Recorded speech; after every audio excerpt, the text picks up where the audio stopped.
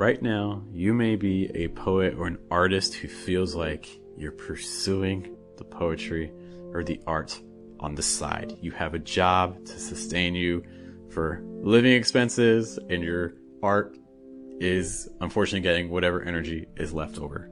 I have been asking myself the question of how can I connect my professional life with my art?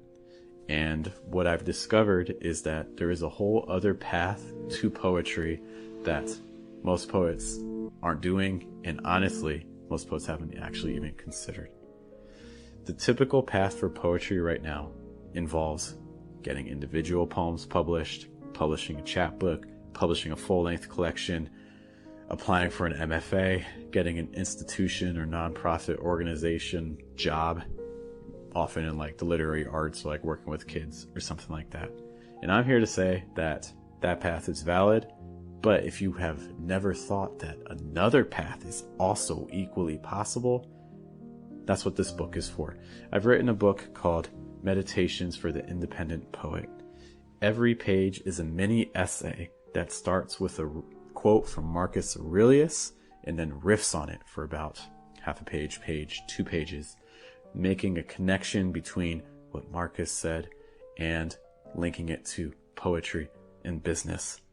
It's not a book meant to give you all the answers. It's a book meant to give you the encouragement and the fuel and the awareness that a whole other world exists around your art form if you want it to not be something that you push to the side, but you want it to be something that sustains you, not only in a creative way, but also in an independent way as well.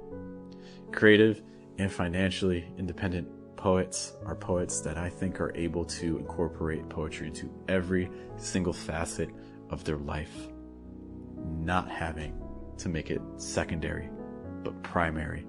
And you're doing that by finding a solution to other people's problems with poetry as the vehicle.